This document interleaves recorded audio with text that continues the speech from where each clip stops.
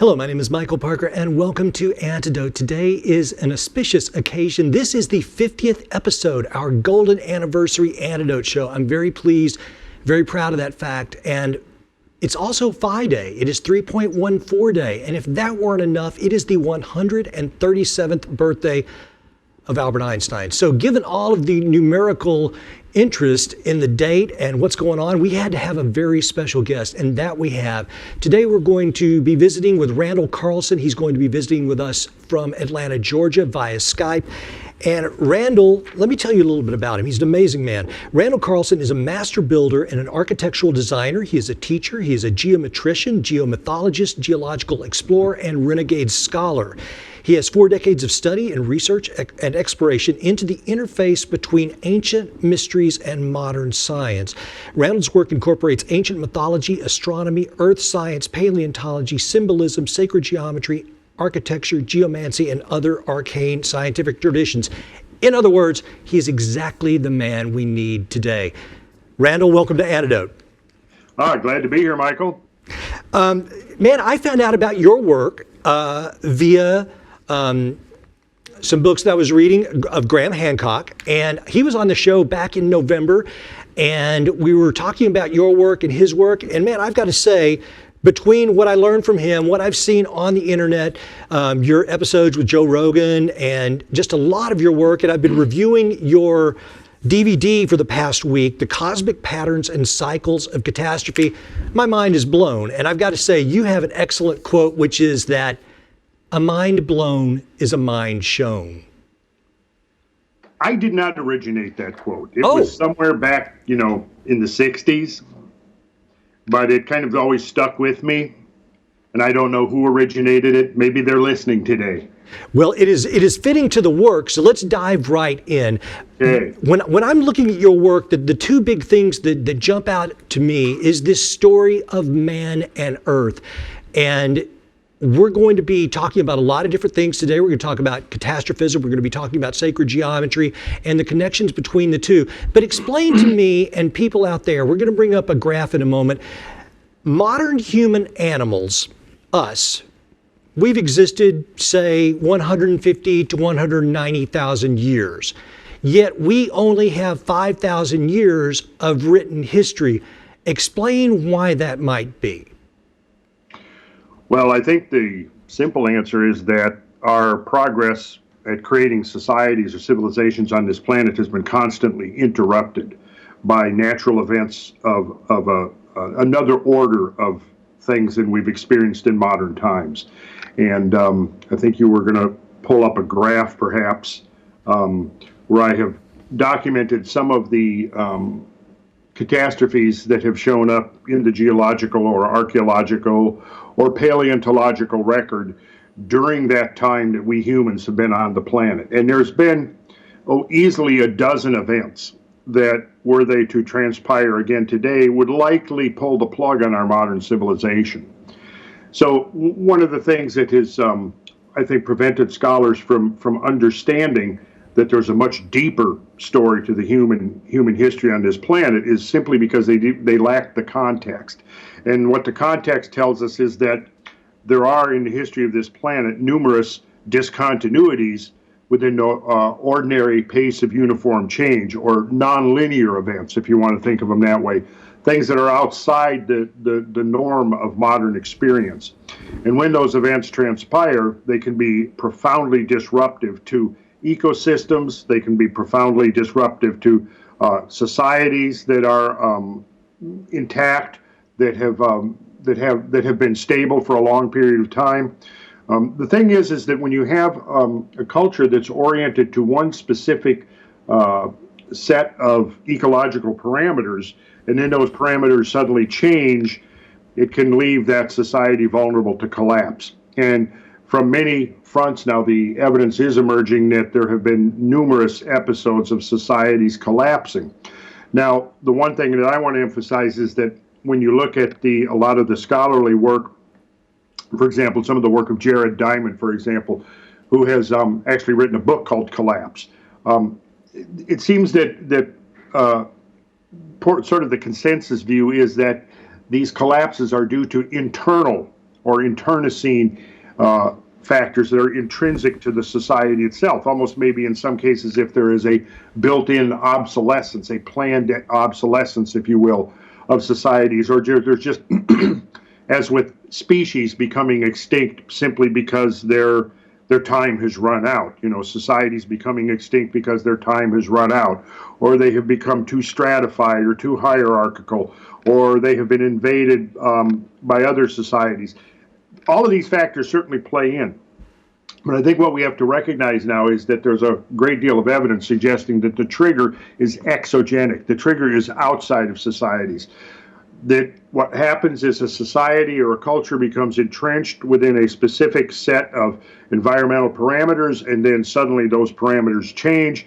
And whether the survival of that society depends on whether or not it can adapt to that change. If it can't adapt to that change, it essentially goes extinct, just like a species would go extinct within a major environmental catastrophe.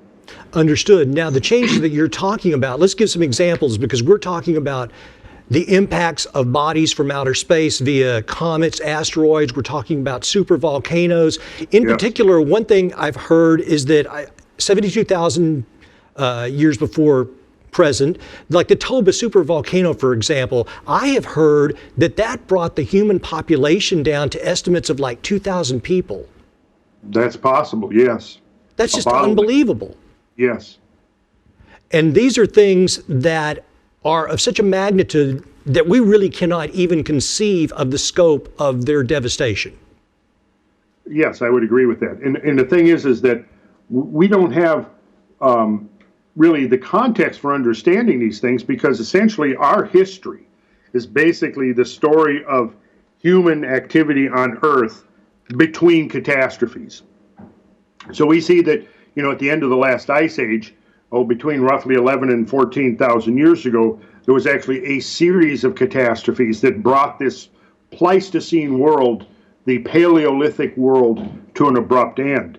And then between roughly 10,000 and 5,000 years ago, there's been a whole series of events of a lesser magnitude, but what I sort of consider to be aftershocks that have basically knocked us down every time we've tried to get up and recommence this process of building civilization. And what finally seems to have happened is somewhere between 3,000 and 5,000 years ago, the climate and the environment of the planet became relatively stable. I use the term relative because it is very relative. You have to understand that during the Ice Age, sea levels globally were about 400 feet lower during the late glacial maximum. That is a pretty significant change when you start thinking about it, because what that does is it exposes all of these the continental shelves to the atmosphere, which basically means that as an ice age comes on and the ice mass grows on the continent, sea levels drop and exposes the continental shelves, which basically kills off all the reef communities. The shallow marine ecologies go down during that period. When the ice melts, sea level comes back up and it drowns those continental shelves and totally changes the ecological balance of the planet in many different ways. And when we consider that probably a lot of the communities, a lot of the social structures that would have emerged during the Ice Age probably were coastal or riverine. That is, they were established within river valleys. And then when we realize the nature of the events that transpired during this transition from the late glacial maximum into the post-glacial world, the Pleistocene to Holocene transition, there were these enormous sweeping changes that involved floods on a magnitude that we can scarcely even imagine. And communities that were obviously well established along the coastlines of the world would now be under 300 or 400 feet of water if they even survived the rising of the sea levels. Communities, villages, any settlement that you had in river valleys would have most likely been washed away, because almost all river valleys of the planet show evidence of enormously augmented flows during this transition from the late glacial maximum into the post-glacial world of the Holocene. And so the events that transpired during these changes were profoundly disruptive to the balance of nature and also to patterns of human settlement and community. And the evidence is emerging, as we speak on a yearly basis that not only was nature interrupted by these events, but so was human society. We see evidence of major collapses during that transition would have occurred between 11 and roughly 13 or 14,000 years ago.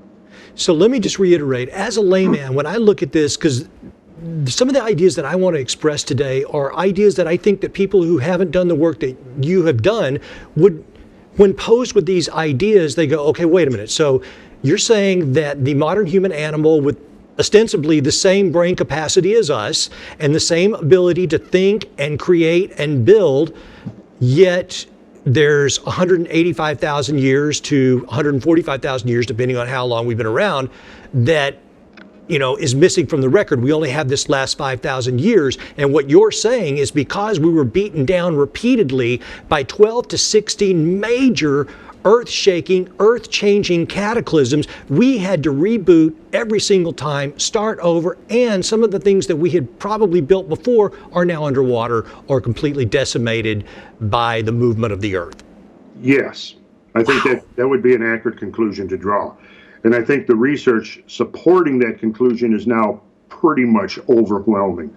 And, one of the problems with science today is what I think of as the over-specialization and the lack of integration of multiple different disciplines that is absolutely necessary to get the big picture of events.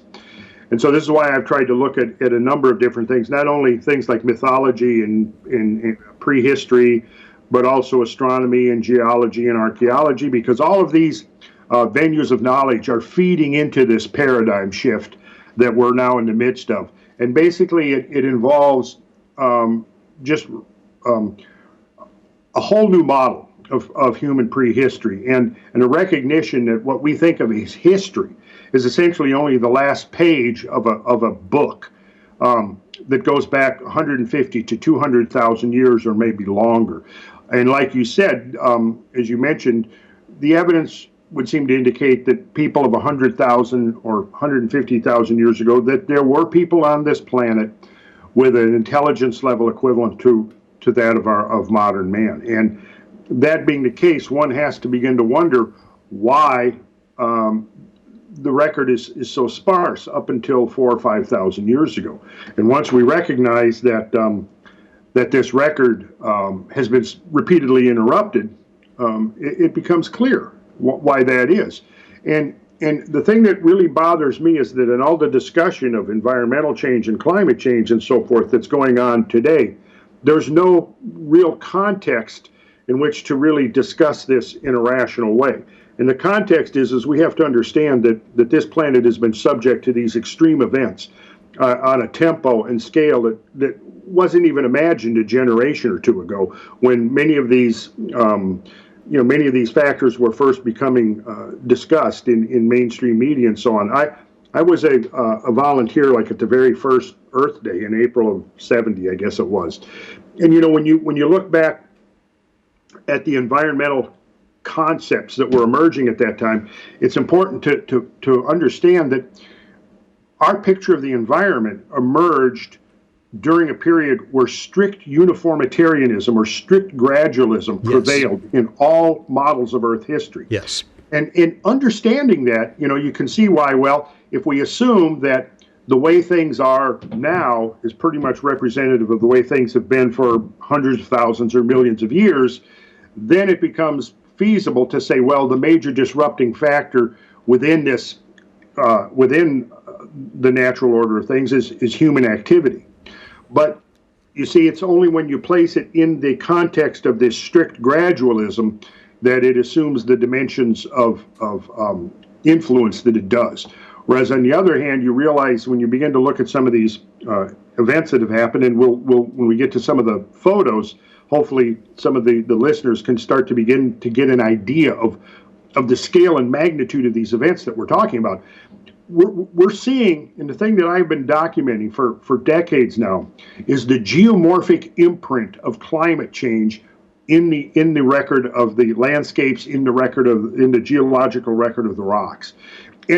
once you begin to learn to read that language, it's unambiguous, the story that it has to tell. I mean, it's basically indicating to us that probably at least a half a dozen times nature has knocked us for a loop. Mm-hmm. And each one of these times that it happens, we have to pick ourselves up, dust ourselves off, and basically start over again. Randall, let me ask you about something, because I've been watching your DVD for the past week, and it's amazing. There is one graphic I would like for us to bring up. It has to do with the great year, and when we get ready to go into sacred geometry, the way that it is influenced by these cataclysms, if we can bring up the graphic for the great year, it looks like a cross. And I would like for Randall to explain this to us, because that is it. Okay, now, Randall, what I immediately notice is that these events, these cataclysmic events, are happening on axes. And that's just remarkable. So tell me how that could be. Well, I don't know the ultimate explanation. All I know is that, by making an exhaustive literature search, finding the most accurate dates possible, and plotting these dates on a timeline, they seem to fall onto a tempo that seems to be consistent with the precessional cycle.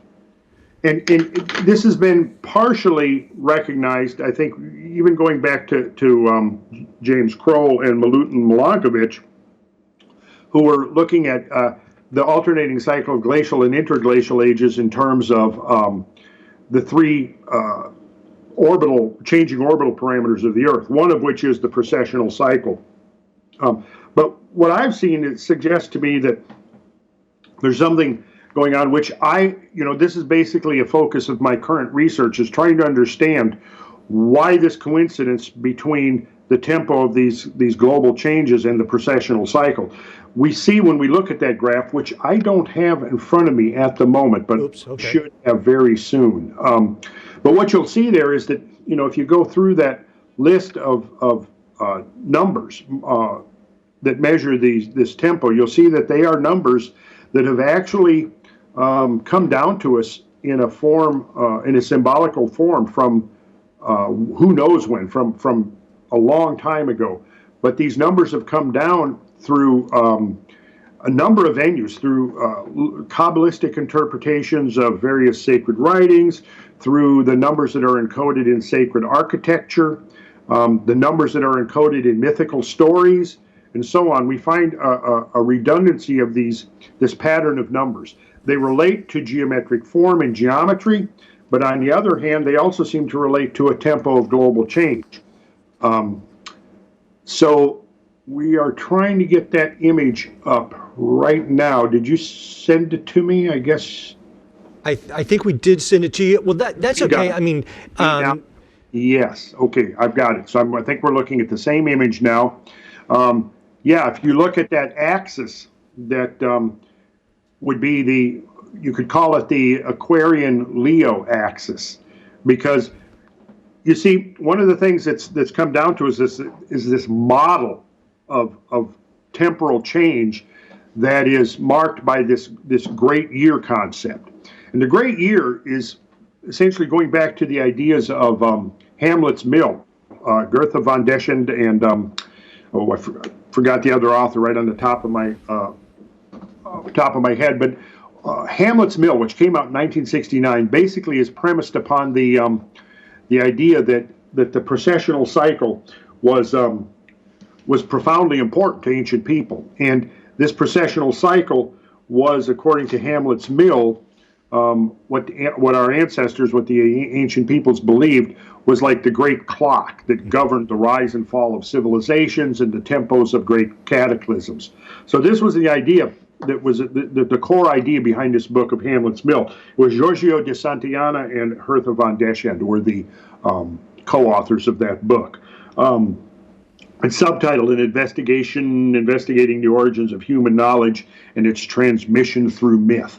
And so one of the fundamental tenets that came through of this is this idea of the precessional clock, if you will, the great year model that we've inherited from prehistoric antiquity, which seems to suggest that somehow this precessional clock is tied in with the idea of these global catastrophes. And so what I've done here with Cameron's help here, who did this beautiful graphic, is to plot some of these on a circular timeline. And you can see how they line up quite impressively. Now, all of these numbers on here are all being subjected to modification as new research and data comes in. So some of these might end up getting changed as we learn more. But I think that the statistical correlation is high enough that there seems to be some kind of meaning to this or significance. And it's particularly when you look at the fact that this model, which has been inherited from archaic times, seemed to play such a critically important part in mythologies all over the ancient world. What it may be is that this is a model that will instruct modern humans in the tempo of these cosmic changes that I believe are inducing the terrestrial changes here below. And that's what it gets into, the whole cycle of cosmic change that I ultimately think is governing the changes here on Earth. And so if you look at these numbers, you'll see that they all tend to be multiples or submultiples of the basic unit, which is the precessional cycle of, in round numbers, 25,920 years. Let me interject something here, because when I was watching your presentation, one of the things that is said regarding sacred geometry, and I loved this, I'm just going to read it. It said, part of understanding the ancient secrets and methods of the master builders of old was to use sacred geometry and geodetic knowledge to create structures that resonated with the earth because they were harmonically attuned to the earth. Explain that, and also explain how early and ancient man seemed to know that the earth was not a perfect sphere, but that it was undulating and contorting with tidal bulges. How did they know all of this? Well, there's the question. How did they know? Obviously, they had the ability, if this is valid, which, you know, the evidence is pretty darn conclusive, but assuming that it's valid, they were able to measure the size and the shape of the earth with an accuracy that rivals our own modern satellite surveys. Now, I have gone into, I think, considerable detail on how we would derive that conclusion in the Cosmic Patterns and Cycles of Catastrophe DVD. But, you know, how they would have gone about measuring the Earth to that degree of accuracy, I don't know. I'm not going to say that they had satellites. How they did it is part of the mystery that we're still trying to uncover. Well, that Randall, they did do it seems to be pretty conclusive. I agree. And one of the things that I've learned, again, from your work, is that not only did they know this, but then when they would put up buildings like the structures like the Great Pyramid or the Parthenon, they would reflect the knowledge of where the structure was in relationship to the planet, encoded within the structure of the building itself. Yes. That's badass. But it certainly appears to be the case. And how they would have done that, again, known that, again, that's part of the mystery that we're still trying to uncover. And I'm hoping in my lifetime we have some answers to that. But one of the things it's going to take is basically a shift in our consciousness about our own past and a more open-minded approach. But there's a lot of entrenched models of prehistory that are, you know, that are hanging on quite tenaciously. And I think that those models of prehistory are precluding us from really reevaluating what our predecessors on this planet, what they might have known, what they were capable of doing, what their technological achievements were. You know, like Graham Hancock has said, you know, when you look at the beginning of recorded history going back between 4,000 and 5,000 years ago, and we see what's going on in Egypt and what's going on in Sumeria, in the Mesopotamian Valley, what's going on in the Indus Valley, the sophisticated level of knowledge that appears so suddenly, almost without any gestation period. Suddenly there it is. You've got a society that was presumably, you know, nomadic farmers or subsistence farmers or nomadic tribes people, and then within a generation or two, they're building pyramids all over the world, basically at the same time. You know, the conventional explanations for that just don't make sense. There's got to be something else, what I would think of as the X factor or the unknown factor in history. And I really think that at this point, the stories, the legends, the myths, the folklore that's come down to us, a profound reservoir of clues and information that will help us piece together this mystery and get to some kind of understanding of these vast lost chapters of the human story on planet Earth. Let me bring this up as well, because when you talk about sacred geometry, you talk about the relationships of these numbers and what they represent. So I thought I would just pick a couple and have you give an explanation. Two of the numbers I wanted you to talk about were 108 and 666. So we have a graphic for 108 that I would like for you to bring up. And this is just amazing what this represents. Oh, yeah. Is this the one with the sun? And yes, it shows the sun and the moon and solar distance over solar diameter. And talk about that a little bit. Well, that's like you said, it's an amazing coincidence that the ratio of the solar distance to solar diameter is pretty much exactly the same as the lunar distance to the lunar diameter, with some variability. When you look at the eclipse phenomena, you can actually discern directly this variability, because sometimes you'll have an annular eclipse, which basically means because the moon is a little bit farther away from the Earth, the disk is going to be a little bit smaller, and so you're going to see the ring of the sun around the moon. At other times, the moon is going to be a little closer to the Earth, and therefore it's going to be larger relative to the solar diameter. At other times, though, you can see the exact congruency or juxtaposition of the two orbs, because of the fact of this 108 ratio, that solar distance to solar diameter equals lunar distance to lunar diameter.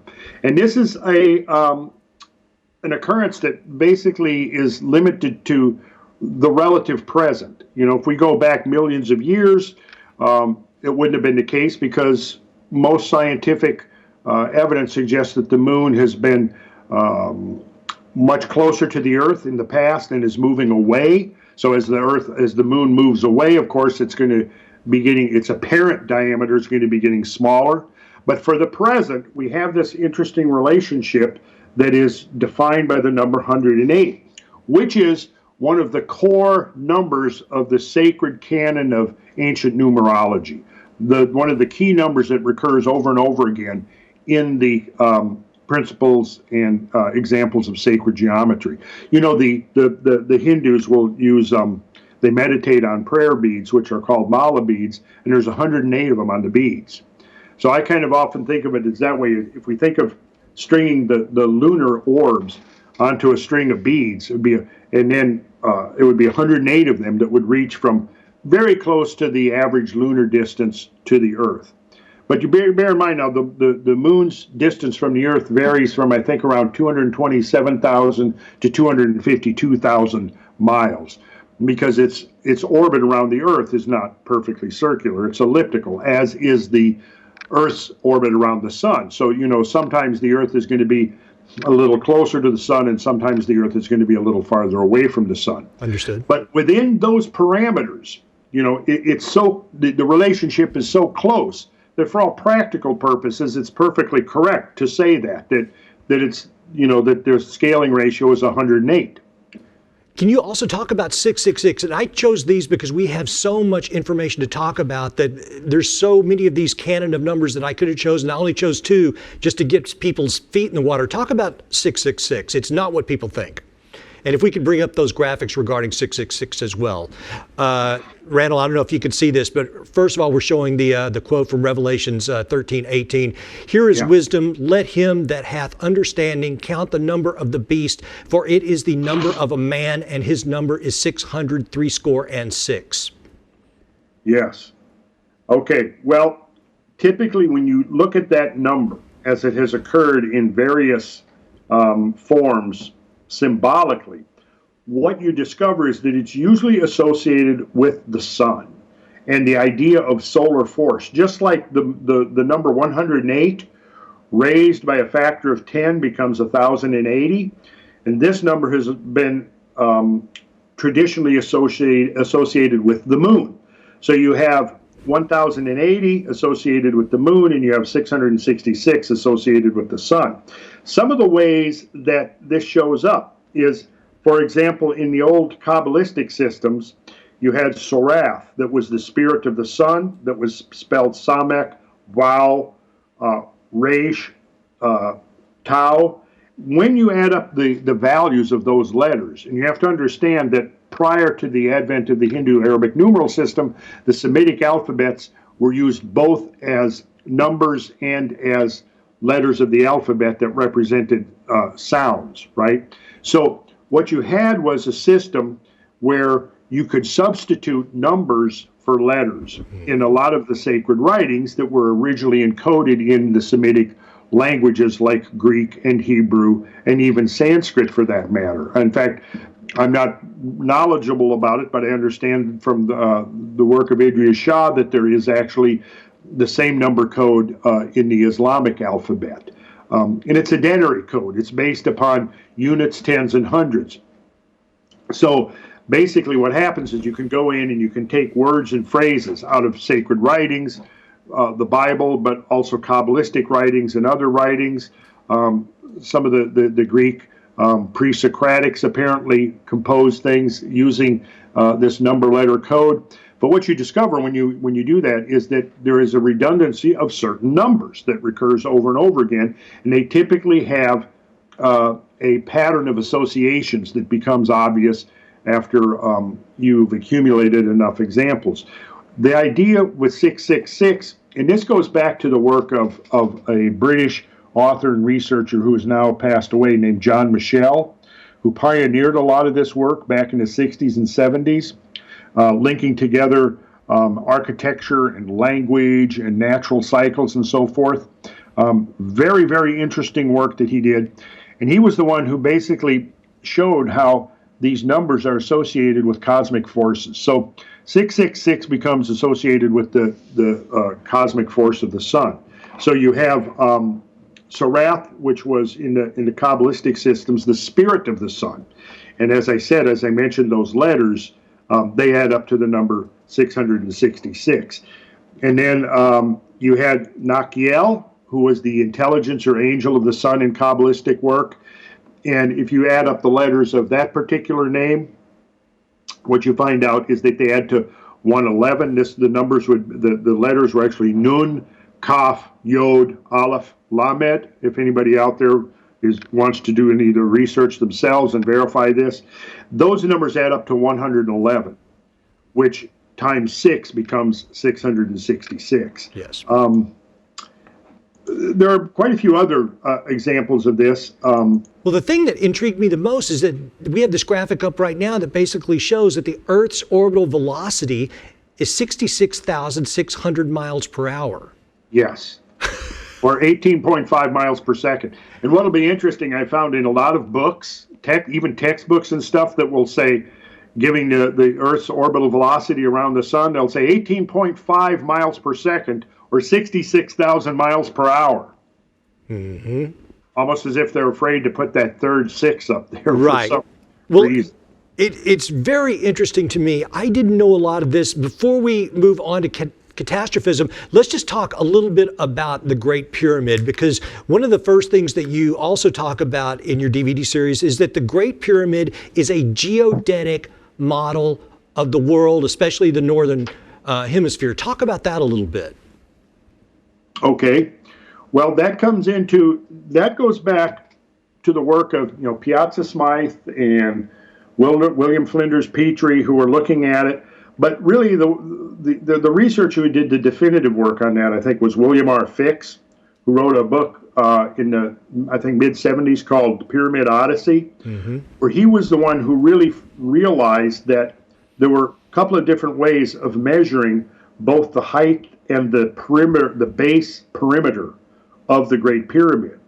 And so when you do those numbers, what you discover is that they, and it's difficult to describe here without showing the graphics. The graphics, I mean, are in the DVD in great detail so that somebody can follow this argument and see how it works. But there's basically two different ways of measuring the height, and there's two different ways of measuring the perimeter of the pyramid's base. There is a a limestone base that's roughly 1 royal cubit in thickness, or about 55 centimeters. And it's called the sulcal. And at one point, there were, when the casing stones were on the pyramid, the casing stones had sockets, or there were cornerstones that were set into sockets, which you can actually still see. Two of them are still intact at the base of the Great Pyramid.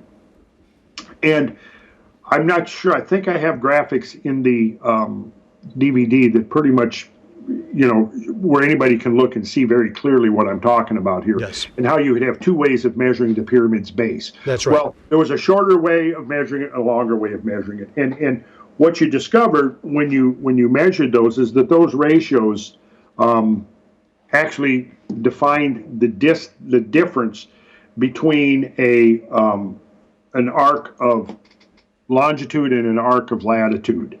Because of the fact that you have this oblateness of the Earth, you have a stretching, if you will, that takes place at the base, around the equator of the Earth. Which is what we were talking about when I brought up the idea that the Earth is not a perfect sphere. And I guess what I'm trying to get at is what you express quite vividly in the DVD is that they knew all of this, and then they expressed it in a three-dimensional way in this incredible human edifice that stands the test of time.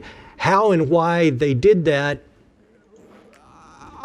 I think we haven't a clue, but just the fact that they could do it is mind-boggling. Yes, and I think that, again, here you've got this enormous structure, all right? It's, one of the most largest structures on the planet, and it was obviously meant to endure. And then you look at legends associated with it, and they suggest, from Arabic writers and Greek writers, that it was, in fact, built as a monument to the science of the archaic world, the science and the mathematics and the geometry and the astronomy and so on.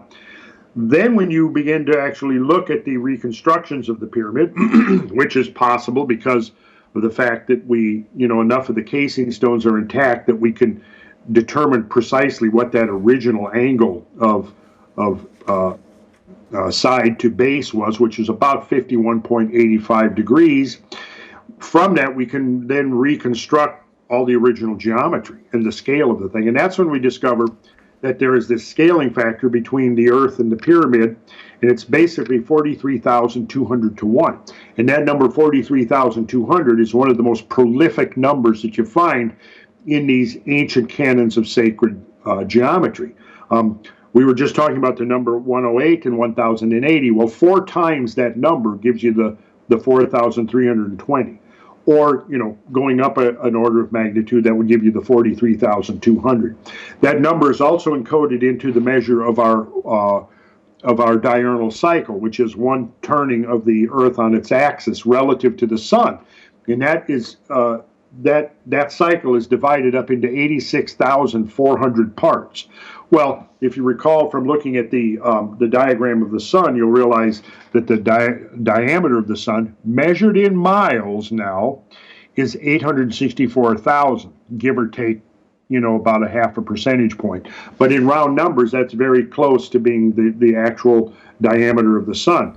Well, that number has shown up in a number of different places. For example, in the Vedas, it shows up as the measure of the Dwapara Yuga, which is one of the great cycles, Vedic cycles, that I think are ultimately related to the precessional cycle of the Earth that we were talking about earlier. But in terms of the diurnal cycle, it's 86,400. So that number raised by an order of magnitude gives us the 864,000, which measures the sun's diameter in miles, and it gives us the length of the Dwapara Yuga measured in years. But the 86,400 is the number of seconds in one solar day, right? The one successive transit of the sun across the local meridian, and then returning again exactly 86,400 seconds later. Well, at the moment of either spring equinox or fall equinox, for just literally a moment, which is just an almost immeasurably small period of time, wherever you are on the equinox, at the moment of equinox, when the sun is exactly poised at that equinoctial mark in its cycle, at that moment, the length of the day and the length of the night are equal, right? Okay. Well, half of 86,400 gives you the 43,200. And that's the scaling ratio of the Great Pyramid to the Earth. In other words, if you take the Great Pyramid, expand it by 43,200 times, its height will be the polar radius of the Earth, and the perimeter of its base will be the length of the equator squared, if that makes sense. If you took the circle of the Earth's equator and did the exercise of the squaring of the circle and took that circular equator, turned it into a square with the same perimeter as the circumference of the Earth's equator, it would be 43,200 times larger than the pyramid of the Great Pyramid in Egypt. And this is all explained and diagrammed very explicitly in the Cosmic Patterns and Cycles of Catastrophe. It's also up on YouTube. So people can download some sections of that Cosmic Patterns and actually read that. It's in parts 4 and 5. All right, so let's jump ahead, because I know some people might be saying, you know what, the numbers, I'm not good at math, this is just blowing my mind. So the reason that we're bringing this up is now we're going to get back to catastrophism, because the reason I think that this information was left to us is to explain what we were talking about at the top of the show, which is that we have gone through these periods of extreme difficulty that have rained down from the heavens or maybe up from volcanoes. So let's talk about, and this is what I talked about with Graham Hancock as well, let's jump over to this idea that we have been struck at various times by comets and what that has done to us, and talk about when it hit the glacial ice sheet over Canada, when that happened and how it left us. Well, you know, this idea that Earth gets struck by things from space is an idea that's been gaining momentum for the last couple of decades anyway. You know, it really, in 1980, when the Alvarez team discovered that layer of iridium at the Cretaceous Tertiary boundary, which was the dinosaur extinction boundary, that really kind of changed the game right there, because what it did was open the door to this new catastrophism that made it acceptable, politically correct, if you will, to begin once again to talk about catastrophes in Earth history. You know, if you go back to the founding days of geology, what you discover is that many of these, the great early geologists of the 19th century, like William Buckland and Baron von Cuvier and Roderick Murchison and Adam Sedgwick, and the list goes on, they were catastrophists. They were diluvialists, if you want to call them that. They looked at the Earth without preconceptions, other than maybe some of them. I know Adam Sedgwick had been a theologian, so his interpretation of the geological history of the planet was certainly colored by his understanding of the Bible. But a lot of these guys were not even trying to fit it into the biblical framework, and they looked at the record in the geological record around them and concluded that, yes, the normal pace of things had been interrupted from time to time by great sweeping catastrophes that completely altered the balance of nature. And this came about both from discontinuities within the rock record, but also the evidence of massive sudden species loss, where you have very proliferating species like you did at the end of the Cretaceous or you did at the end of the Permian, and then just in an eye blink, they're gone. And then after a period of time, a hiatus, you begin to see this re-speciation of the impoverished habitats, these depauperated ecosystems. So it had been recognized that the extinction of the dinosaurs had been relatively sudden. Even when I was a kid, I had books on dinosaurs and things that I would like to read, and it would talk about the sudden extinction of the dinosaurs and how that was a mystery. Well, fast forward to 1980, you have the Alvarez team looking at that KT boundary outcrop in Italy and discovering that it was separated by this little layer of anomalous clay, that within that clay was an extraordinary enhancement of iridium, which is a cosmic metal. It's a siderophile, which means it likes to bond with iron, so that in the early days of the Earth, when it was molten, the iridium bonded with iron and basically sank to the core, which left very little iridium in the crust of the Earth. However, where we find iridium in abundance is in meteorites. And so when they saw this spike of iridium right at the KT boundary, right at the exact boundary that the dinosaurs disappeared, they said, well, time out here. Let's take a closer look at this. Well, over the next 20 years, basically, the argument went back and forth between those who were open to the idea of a catastrophic end to the Cretaceous period against those who were arguing for a more prolonged, gradual changeover. Well, eventually, I think that it's overwhelmingly, hands down, the catastrophists have won, especially yes. with the discovery of the great Chicxulub crater buried below the Yucatan Peninsula that dated to exactly that boundary horizon. But it's also true that there were enormous volcanic eruptions that were occurring at the same time.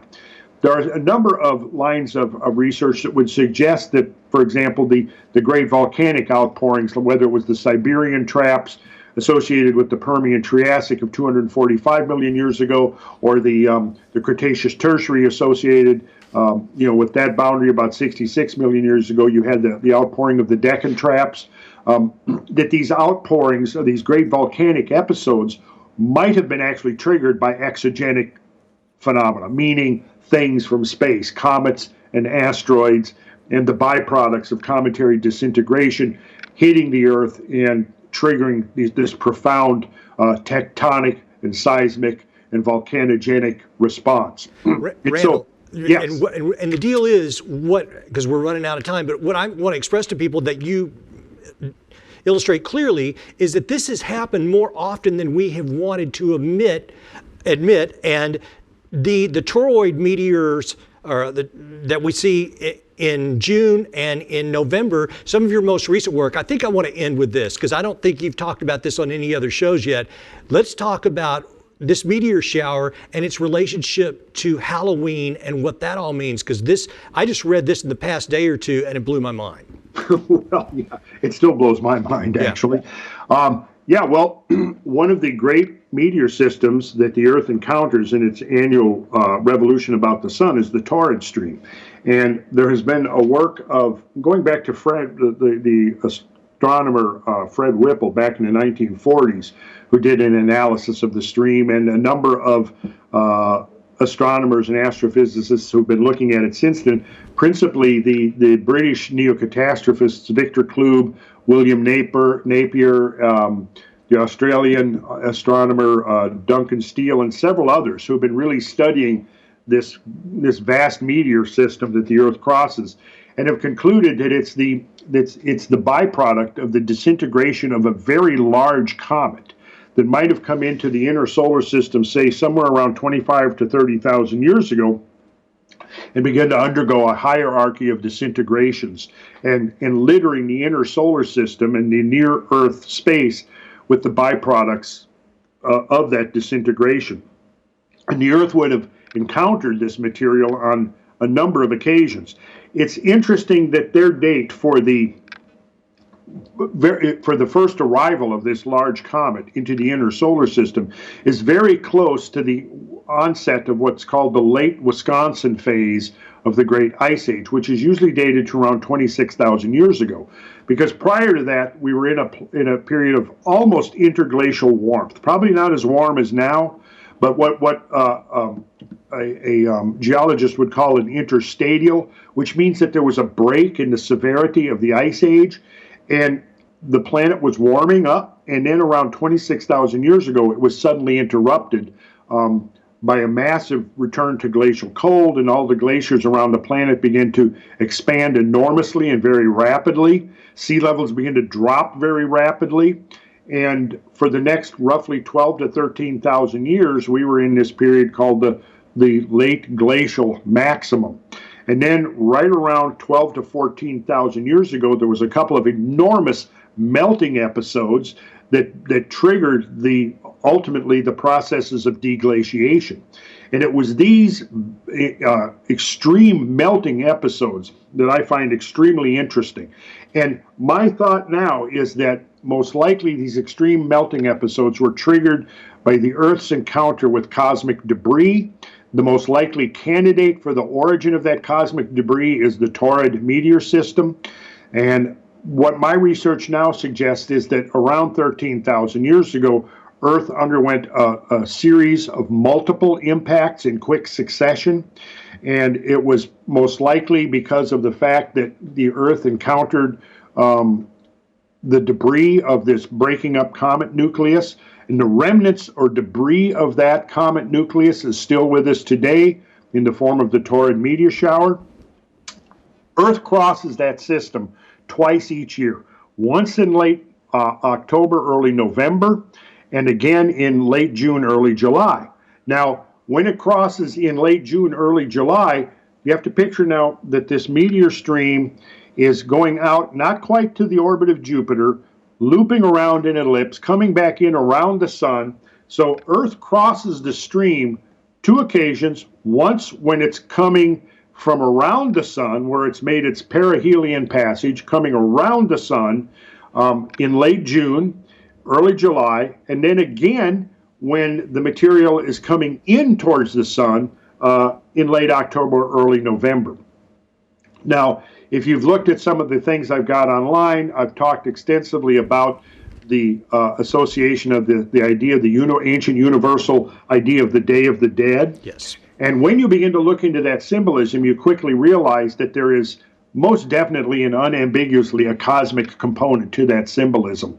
And particularly when you look at some of the traditions of the Mayans, the Mithraic traditions, the Kabbarai, many of these traditions seems to be pretty overt in their linking of this universal Feast of the Ancestors, Day of the Dead, with the destruction of the world. Even in the biblical account of Noah, it talks about in the 600th year of Noah's life, in the second month, in the 17th day of the month, were all the fountains of the great deep broken up and the windows of heaven were open.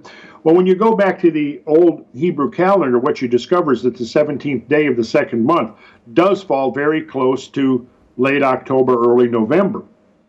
And so they actually give us a time frame in which, this event occurred, when the fountains of the great deep broke up and the windows of heaven were opened. Now, the thing that I've been researching and writing on lately is the idea of the flood of Noah being triggered by an impact into the Indian Ocean, yes, which goes back to the work of Dallas Abbott and Bruce Massey and a number of others that have been looking at coastal deposits that would suggest the occurrence of extremely large tsunamis. And the preliminary dating of that is there's coming up with a range of dates that is ranging between about 5,000 and about 10,000 years. So I'm waiting to see what more accurate dating shows up. It's going to require actually going to some of these deposits, taking samples, running radiocarbon dates, primarily because radiocarbon dates would be the dating method that we would use for anything under 25 or 30,000 years. Also going to a suggested impact crater that's on the bottom of the Indian Ocean called Burkle Crater, yes, which may not be a crater, but it has all the earmarks of being a crater, that would be in the right temporal framework to have caused these enormous tsunami deposits on the coastlines of the Indian Ocean. And so it's interesting to me that, in one of the things in the articles that I have written and put up online, if you go to geocosmicrex.com, I have a video up there, maybe 20 minutes worth, where I'm explaining this Halloween connection. And it's very good, by the way.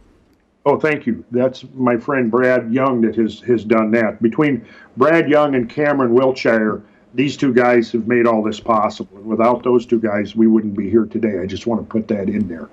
Randall, I tell you what, man, you've got so much excellent work. I can just see by the clock we're having to roll this down. We've got so much that we're going to have to talk about again in the future. You guys, I want to guide you to his website. It's sacredgeometryinternational.com.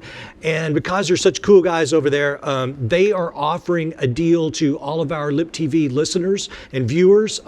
If you go to their site now and buy some of their products, you'll get 22.2% off, and just use NOAA as the coupon code. Randall, I thank you so much for this. I mean, we have only scratched a tiny bit of the surface. There's so much information, and what you're doing is very exciting to me. And the reason it is because it speaks to the potential of humanity. And we have clearly picked ourselves up out of the ground many times and somehow maintained this knowledge. And it's not all bad news, is I guess what I'm trying to say. To me, this is very inspiring. When we look at the world as it is right now and we worry about the small issues that we have and the wars and the things that we're doing, just remember, there have been a couple of comets, there have been some super volcanoes that kicked our ass several times and nearly killed us, and we got through it, and we maintained a almost magical mathematical account of those events.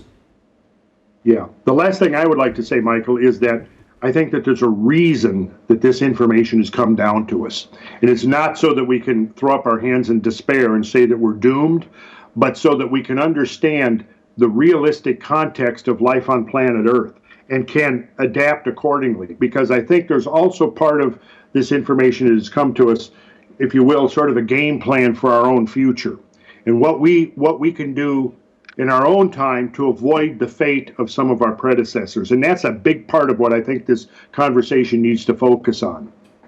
Thank you so much, Randall. I appreciate this, your time that you spent with me today. I've been looking forward to this for so long, and today was clearly the right day to do this, and I hope that you will come back again. And if you're in LA in the next year, I hope that you'll come into the studio with us so we could talk face to face. Well, yeah, I'd love to do that. And I probably will be, because I imagine I'm going to do another episode of Joe's show. Yep. And maybe we could do a piggyback right on that. I would love that, man. The door is always open. I also want to give a shout out to Cameron. Thank you so much for facilitating this. This has been a blast. Ladies and gentlemen, we got to get out of here. We got to let Cameron and Randall go back to work. My name is Michael Parker. This has been Antidote. This has been our 50th episode. I just want to say how pleased that I am that I get to do this. I get to share information with you that's important to me. And that's the only reason I even want to be doing this thing, man. It's like, if it doesn't mean something to me, then I wouldn't need to be doing this, but it does. And to be offered the opportunity to do this, I appreciate it. I appreciate you watching. I appreciate you spreading it with your friends and your family.